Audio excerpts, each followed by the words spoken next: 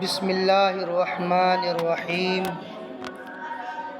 الحمد للہ رب العالمین والعاقبۃ للمتقین والصلاۃ علی رسولہ محمد وآلہ واصحابہ اجمعین۔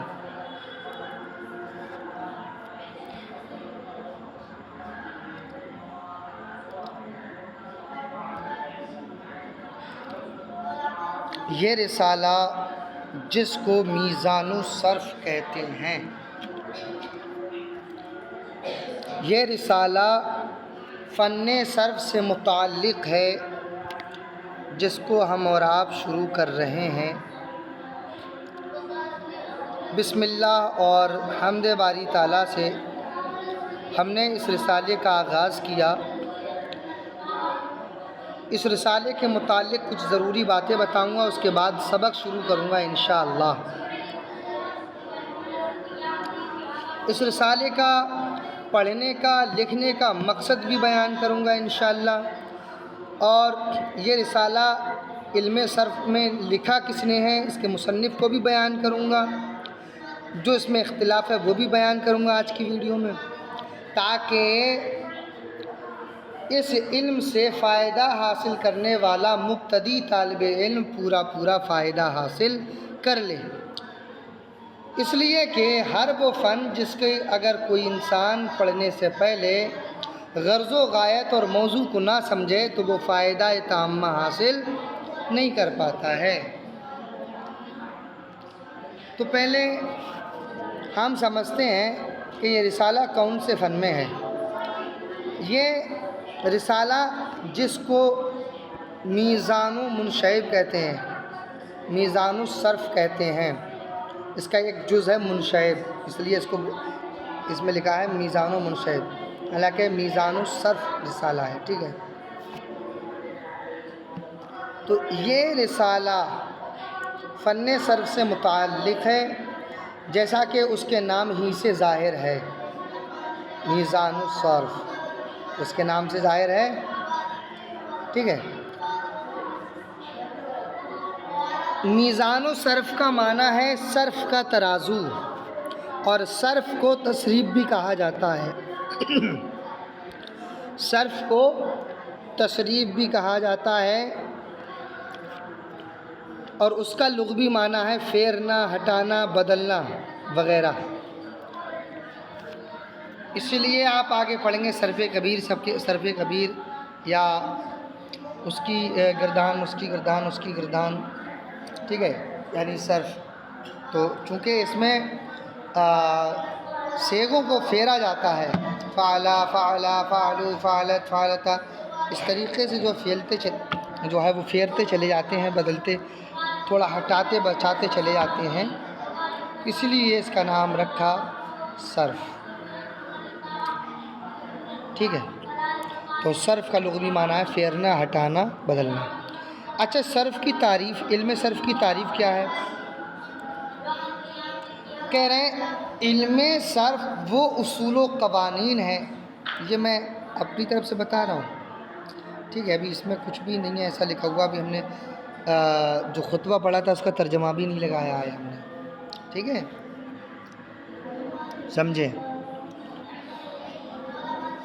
علم صرف کی تعریف ہے کہ علم صرف وہ اصول و قوانین ہیں جن کی روشنی میں کلمات کے احوال معلوم ہوتے ہیں کہ وہ کیسے بنتے ہیں، ان کے اوزان کیا ہیں یعنی ان کے وزن کیا ہیں، اور ان میں کسی قسم کی تبدیلی کیسے ہوتی ہے۔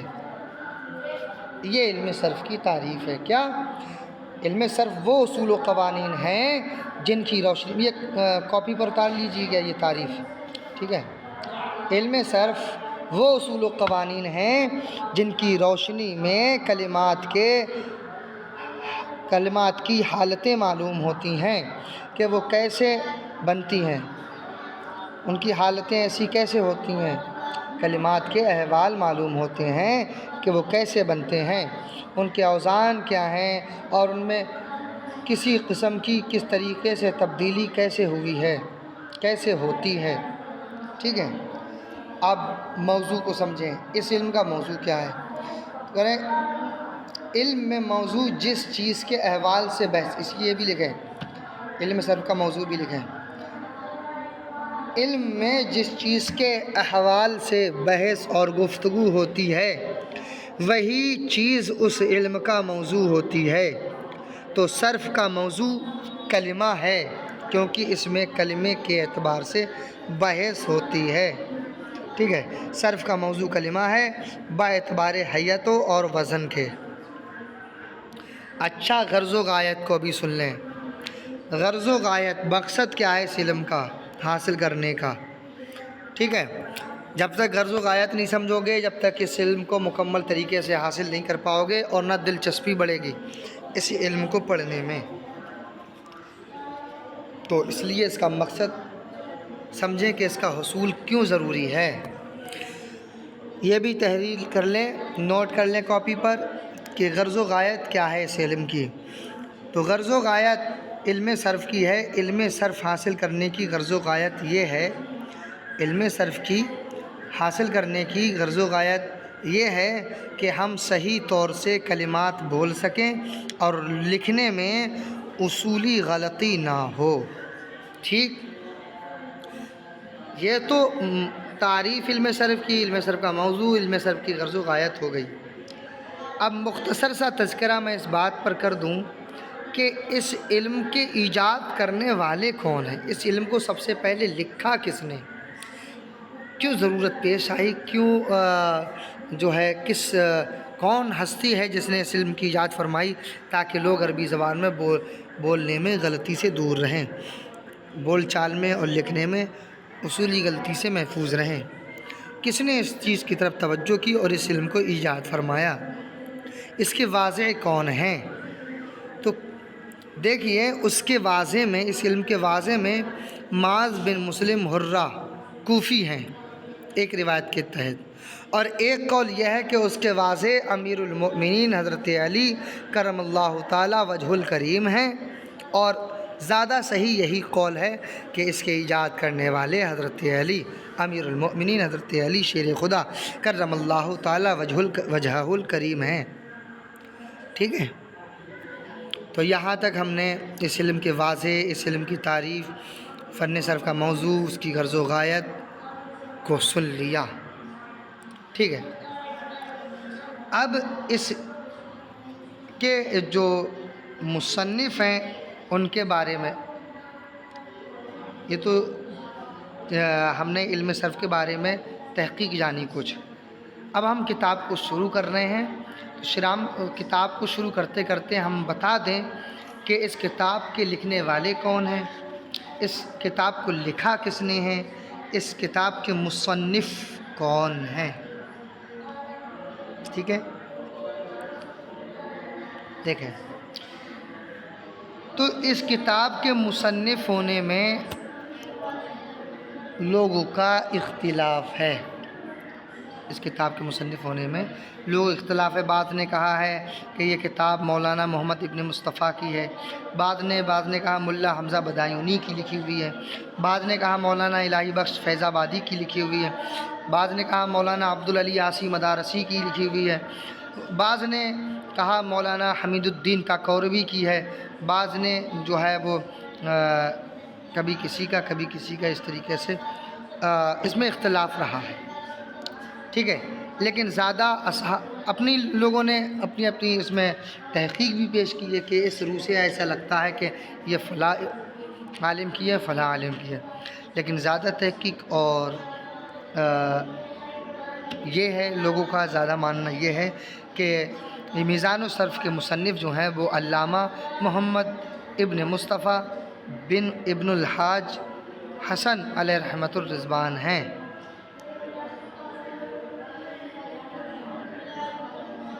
ٹھیک ہے، جنہوں نے 911 ہجری میں تقریباً وفات پائی، ٹھیک ہے۔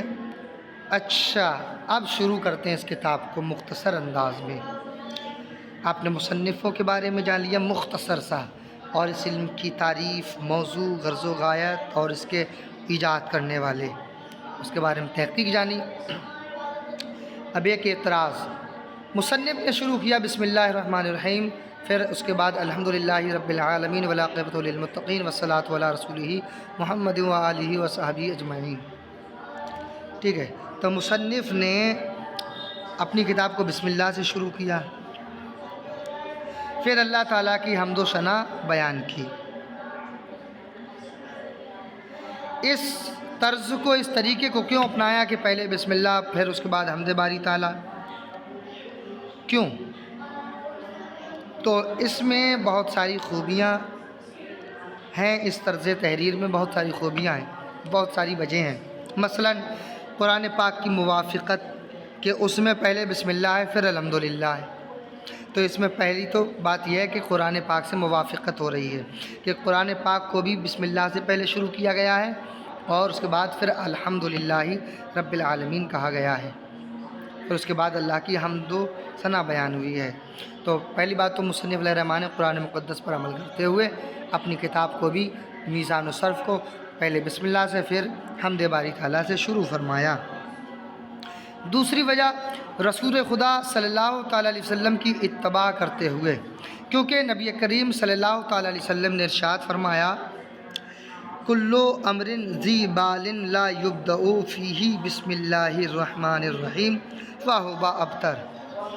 تو بسم اللہ کو شروع اس لیے فرمایا کہ اللہ کے رسول صلی اللہ علیہ وسلم کا فرمان ہے، ہر وہ امر ذی شان جو بسم اللہ سے شروع نہ کیا جائے وہ ناقص رہتا ہے، فہو ابتر، تو وہ ناقص رہتا ہے، ادھورا رہتا ہے۔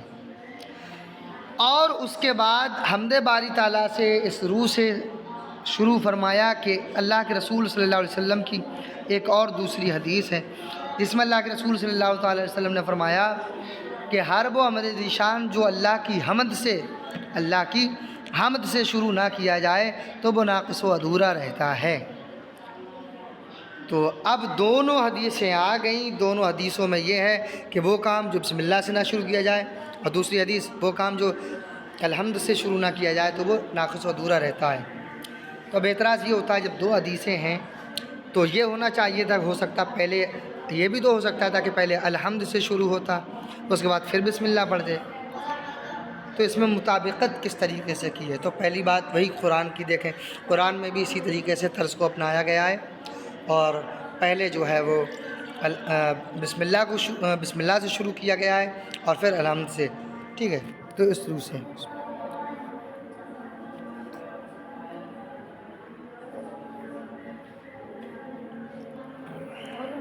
بس الحمدللہ۔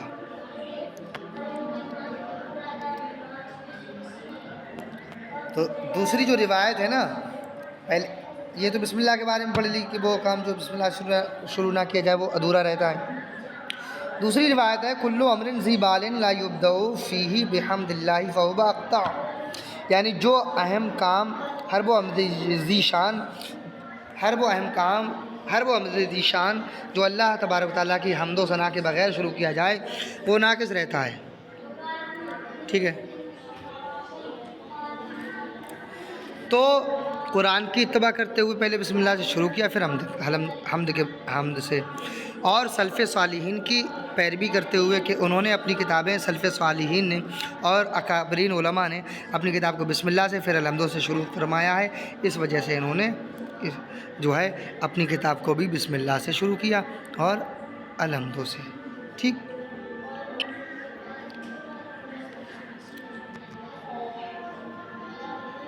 تو اس طریقے سے مطابقت ہو گئی، مطابعت ہو گئی، تطبیق ہو گئی کہ مصنف علیہ الرحمٰن نے اپنی کتاب کو پہلے بسم اللہ سے شروع کیا، قرآن پر عمل کرتے ہوئے سلف صالحین کی اقتداء کرتے ہوئے کہ انہوں نے بھی، دیگر اکابرین علماء نے بھی اپنی کتاب کو پہلے بسم اللہ سے پھر الحمد سے شروع کیا۔ تو علامہ صاحب علامہ محمد ابن مصطفیٰ بن الحاج حسن علیہ رحمۃ الرضوان نے بھی اپنی کتاب کو پہلے بسم اللہ پھر الحمد سے شروع کیا اور فرمایا بسم اللہ الرحمن الرحیم الحمدللہ رب العالمین والعاقبۃ للمتقین۔ الحمدللہ تمام تعریفیں ہیں اللہ کے لیے رب العالمین جو تمام عالمین کا پالنہار ہے، والعاقبۃ للمتقین، والعاقبۃ للمتقین، متقی کا معنی ہے پرہیزگار، اس کے 3 درجے ہیں: جو ایمان لائے اور کفر و شرک سے باز رہے، دوسرا جو تمام احکام شریعہ کی بجا آوری کرے، تیسرا جو ہر ایسی چیز سے بچے جو خدائے وحدہ لا شریک سے غافل کر دے۔ ٹھیک ہے، یہ ہے متقی کا معنی۔ تو ٹھیک ہے، والعاقبۃ للمتقین، اور عاقبت ہے، انجام ہے، حسن انجام ہے متقی لوگوں کے لیے۔ والصلاۃ اور درود و سلام علی رسول ہی، اس کے رسول صلی اللہ تعالیٰ محمد صلی اللہ تعالیٰ علیہ وسلم پر، علی رسول ہی محمد، اور درود و سلام ہو اس کے رسول محمد صلی اللہ تعالیٰ علیہ وسلم پر، و آلہ اور ان کی آل پر، و صحابی اور ان کے اصحاب پر، اجمعین تمام، اور ان کے تمام آل و اصحاب پر، ٹھیک ہے، و آلہ و صحابی اجمعین اور ان کے تمام آل و اصحاب پر۔ ٹھیک ہے، یہاں تک خطبہ ہو گیا شروع، یہاں تک خطبہ ہوا مکمل، پوری کتاب کو شروع فرمایا وضاحت کے ساتھ۔ اب انشاءاللہ اگلی ویڈیو سے سبق شروع ہوگا، بدع اسعدک اللہ تعالی فی الدارین، کہ جملہ افعال متصرفہ برس گناہ است، کہ جملہ کے تمام افعال متصرفہ 3 قسموں پر ہیں۔ اس کو انشاءاللہ اگلی ویڈیو میں بیان کریں گے، اگلی ویڈیو سے سبق شروع ہوگا۔ آج کی ویڈیو میں ہم نے آپ کو کتاب کے شروع کرنے کی وجہ اور اس کے مصنف کا نام، اس علم صرف کی تعریف، اس کا موضوع، اس کی غرض و غایت، اس کے واضح کو بیان کیا۔ خوب اچھے طریقے سے آپ اس کو سمجھیں، بار بار سنیں، اور اس کے بعد انشاءاللہ اگلی ویڈیو سے جو ہے ہم سبق شروع کرتے ہیں۔